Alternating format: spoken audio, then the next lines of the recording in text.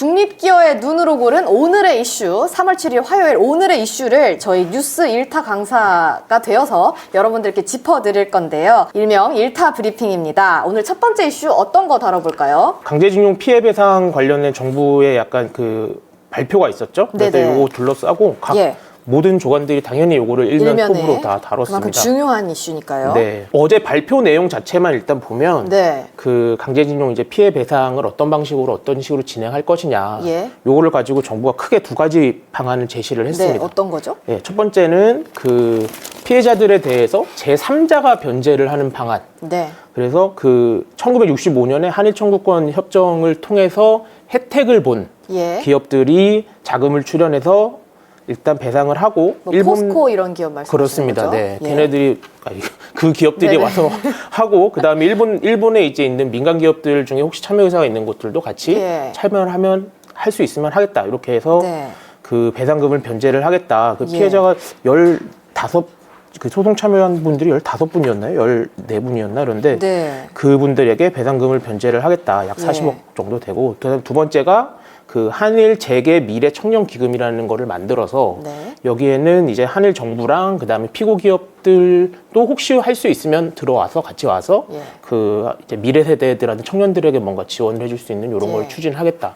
이런 내용들을 발표를 한 건데. 근데 징용 피고 기업의 참여가 강제나 의무가 아니잖아요. 그래서 좀 이슈가 있는 것 같아요. 맞아요. 이게 일단 그 아까 요 말씀드린 요 두 가지 중에서 첫 번째, 그러니까 피해 배상을 변제하는 거에 대해서는 피고 기업들로 돼 있는 뭐 미쓰비시나 이런 것들이 자기들은 의사가 없다라는 거를 사실상 이제 얘기를 했기 때문에 그 부분에 있어서는 아예 참여를 하지 않는 걸로 지금 거의 흐름이 잡혀 있고 그다음에 그 청년 기금에는 피고 기업들이 그럼 뭐 그거는 할 수도 있을 것 같다 정도의 약간 분위기가 있다 이렇게 지금 나오고 있어요. 근데 이게 그 피해자, 그러니까 소송을 제기했던 피해자들이나 아니면 유족들은 그 피고 기업이 참여하지 않는 제3자가 또 배상을 하는 방식이 이게 맞느냐 하는 이제 문제점을 제기를 하기 때문에 원하는 거는 진정한 사과 이런 거잖아요.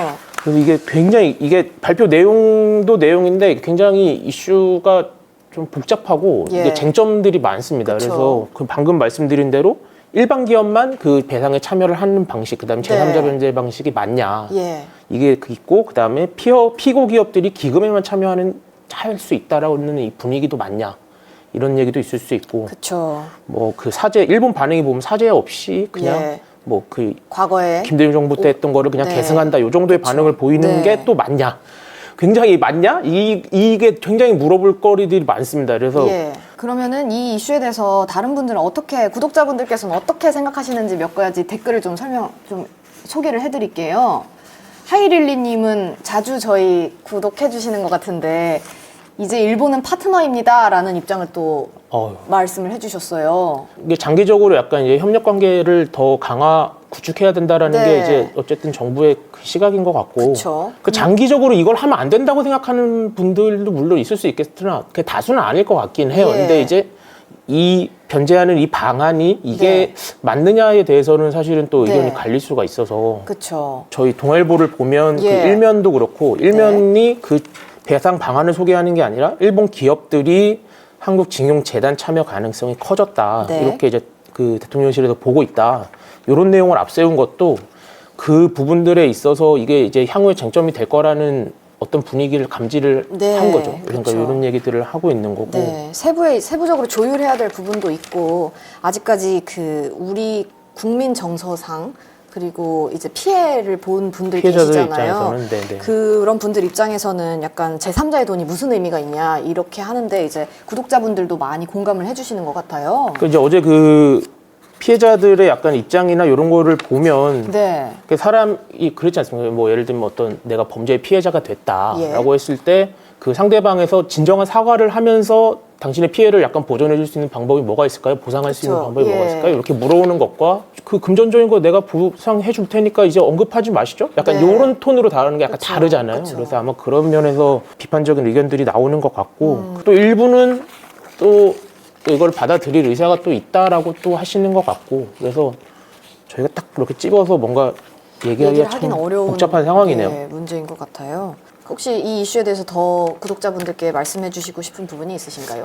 이거는 그 저희가 약간 기시감이 있는 게 이제 네. 그 위안부 그 관련된 합의 때도 약간 비슷한 논쟁들이 예. 계속 나왔던 것 같은데 그 관점에서 좀 이렇게 전반적으로 좀 고민을 좀 다 같이 해보면 좋지 않을까? 네. 저희도 뭔가 이슈가 있으면 한 번 더 좀 디테일하게 다뤄봤으면 좋겠습니다. 이게 지금 당장 이제 발표가 어제 된 상황이기 때문에 아마 그쵸. 이제 각계 반응이나 예. 아니면은 뭐 좀 더 흘러가는 분위기를 좀 더 보고 한 번 더 말씀드릴 기회가 있을 것 같아요. 문예찬님께서 과거에 대한 명확한 인식과 사과 없이 미래가 있을까요? 라고 말씀하셨는데 사실 저는 이 의견에 좀 공감을 하거든요.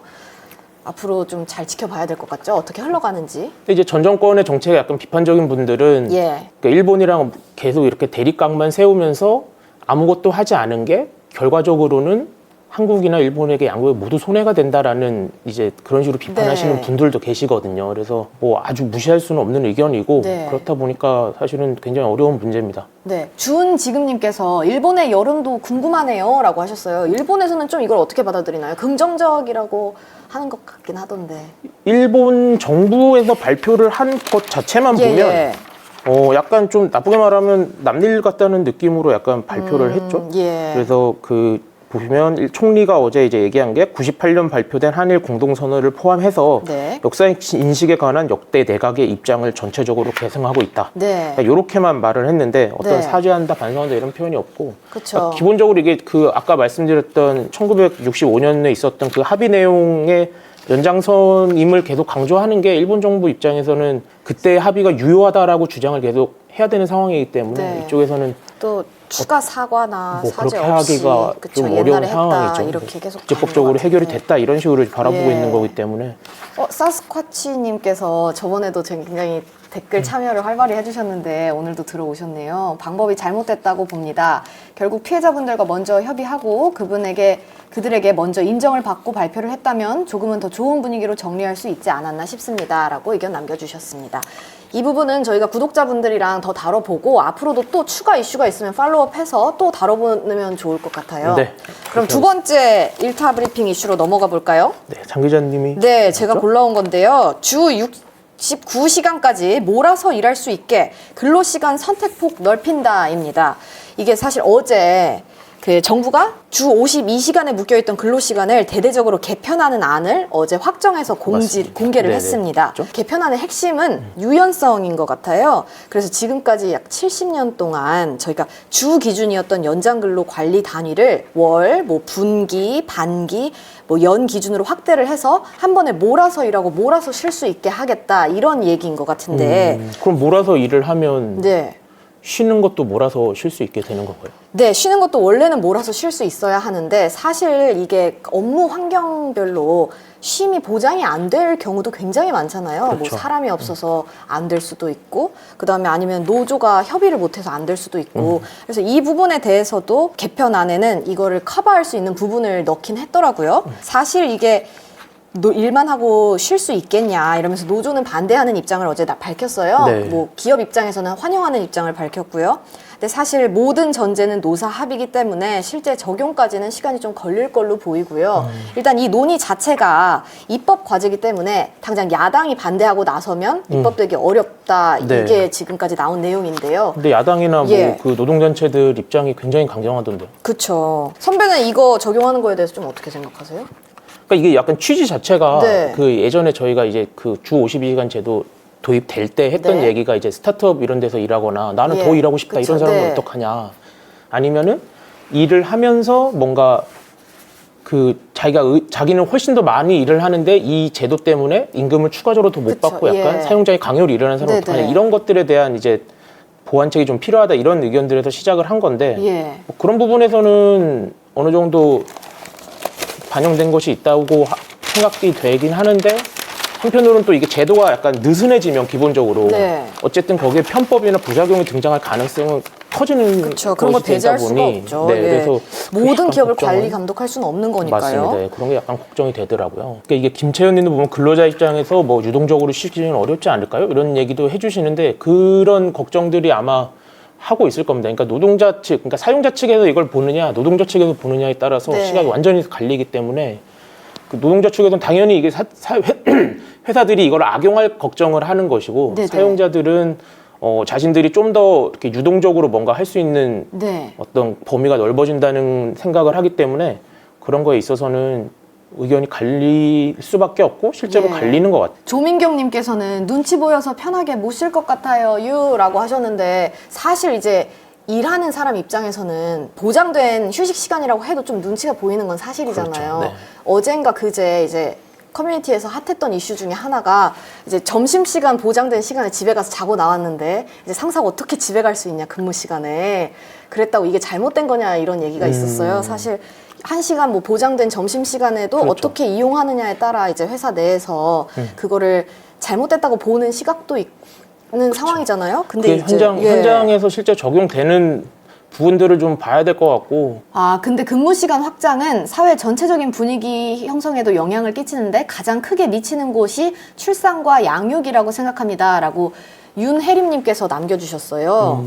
근데 저희 회사도 이제 금쪽이 휴가라고 그 자녀가 첫 입학을 하면은 일주일 동안 엄마가 쉴 수 있게 하는 휴가를 도입을 했더라고요. 네. 근데 그렇게 따지면은 그 자녀의 뭐 입학이나 중요한 시기에 맞춰서 앞서서 빠르게 다 몰아서 일하고 그렇죠. 그때 휴가를 낼 수 있는 긍정적으로 생각하면 저도 이제 부모 입장에서 네. 조금 제가 일이 바쁠 때는 몰아서 빨리 프로젝트를 끝내놓고 네네. 뭐 휴게 시간을 좀 더 많이 확보를 해서 뭐 하루를 아예 풀로 쉬는 네. 날을 정해서 아이들이랑 놀아준다. 이러면 네네. 사실은 긍정적인데 네. 문제는 만약에 회사에서 그 기간을 연으로 잡아서 내가 만약에 저 이렇게 하고 좀 쉬겠습니다 이랬는데 아니 너의 지금 연장 근로 시간은 우리가 법적으로 이렇게 할 수 있고 그래서 너는 주말에 네가 나와서 일하는 게 네네. 문제가 안 된다. 그쵸. 12월에 쉬어 쉽게 말하면 약간 이런 식으로 얘기를 하면 아니 12월에 방학했는데요? 뭐 이렇게 그쵸, 되면 그쵸. 약간 이게 또 분쟁이 될 수가 있잖아요.